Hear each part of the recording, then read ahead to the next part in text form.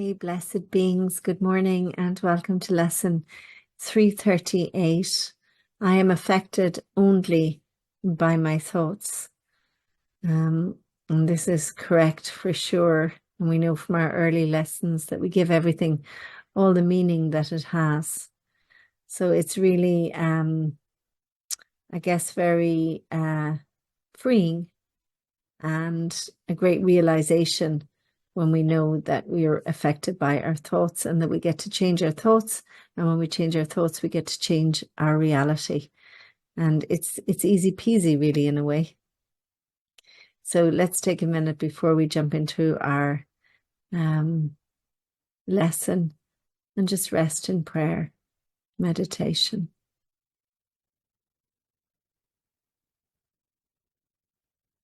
When we bring our hands together like this, it creates balance between the left and right hemispheres of the brain. And so it is no coincidence that we do this at the beginning and the end of yoga classes, and we do it when we're praying. If we're in church or if we're at home and we're praying, we often bring our hands together like this. And so creating that inner sense of balance between, our body and our spirit, recognizing that we are spiritual beings having a human experience. And it is to our humanness that we bring love and we bring non-judgment and we bring all the things that the Course teaches us. And today we begin in gratitude. We open our hearts and we surrender to love. We ask love to lead the way through the minutes and the hours of this new day. We welcome joy, fun, and abundant prosperity. We recognize that all encounters are wholesome and that all experiences can be met with a peaceful heart that is anchored in the truth, that we are one, that we are love, and that we are free. And so we release these words and we let them be. So I am affected only by my thoughts. It needs but this to let salvation come to all the world. For in this single thought is everyone released, at least from fear. Now have they learned that no one frightens them and nothing can endanger them. They have no enemies and they are safe from all external things. Their thoughts can frighten them, but since these thoughts belong to them alone, they have the power to change them and exchange each fear thought for a happy thought of love. They crucified themselves, yet God has planned that God's dear cherished child will be redeemed. I made a decision a couple of weeks ago to meet with my brother, and I don't see him very often, and his lifestyle is different to mine. But, I could feel the voice for God urging me to go hang out with him. And my thoughts, were telling me all sorts of different things and all the reasons why I shouldn't hang out with him and all the reasons, why it may not serve me, and almost creating conversations in my head as I imagined they might go. And then I realized, the nonsense that was being created in my mind, and that's all it is. It's nonsense. But it was really affecting my decision, and I was in two minds whether to go and, couldn't quite decide. And I really wanted to listen to that voice for God. So I did that very thing. I changed my thoughts and I changed my reality. And I decided that I was going to meet my brother exactly where he was at. I was going to meet him where he would like to meet up. And I was going to look past anything that I might see in him that is anything other than love.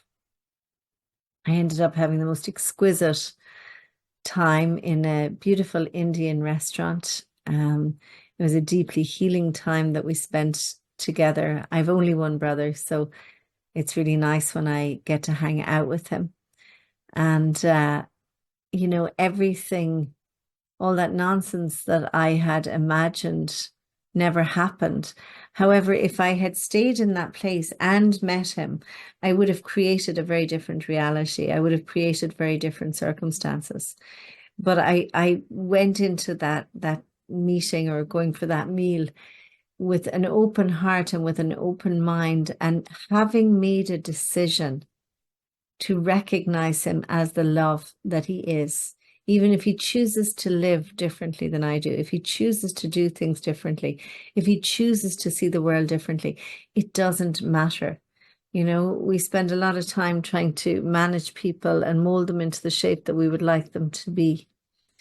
And it's so beautiful just to allow somebody to be themselves and just enjoy their company. So as I read this lesson, it's kind of reminded me of how we are affected by our thoughts, and, you know, how our thoughts can fool us and kid us and have us do things that don't serve us at all. And they can take away, of course, our peace of mind. And so, you know, just, I suppose, really handing everything over to God and learning to listen to that voice for God, or that voice for love, and not engaging in the nonsense that the ego mind throws up. So, excuse me. Your plan is sure, my source, and only yours. All other plans will fail, and I have thoughts that will frighten me until I learn that you have given me the only thought that leads me to salvation. And again, I can apply that to that experience, because I was having all sorts of thoughts which were fear-based. And really all God took me to was to salvation, you know, to this place of freedom. Mine alone will fail and lead me nowhere. Yet the thought you gave me promises to lead me home, because it holds your promise to your child.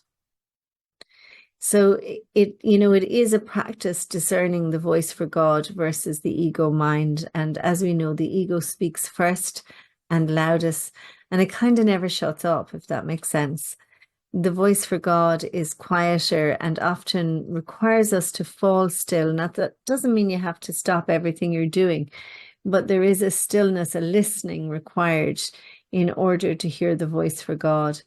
And the voice for God will, you know, whisper away at you, and it'll keep dropping stuff in.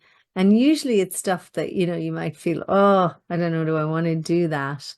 And sometimes you don't understand the guidance. You don't know the why of it, but you actually don't need to know the why of it. You've just got to trust that this is what love would have me do now, and this is what love would have me do next. And, you know, just, I suppose you can have a natural sort of a curiosity, but don't get too bogged down by the why of things.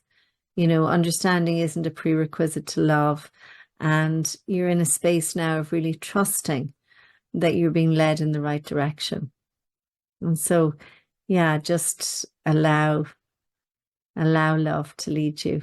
We say it in our prayer every day, but it really is such a beautiful, freeing way to live. From my heart to yours, I hope you enjoy your quiet time. And I suggest that you repeat today's lesson while you're in meditation. I am affected only by my thoughts. I am affected only by my thoughts. Have them on repeat. Have that on repeat while you're in your meditation. From my heart to yours. Take care.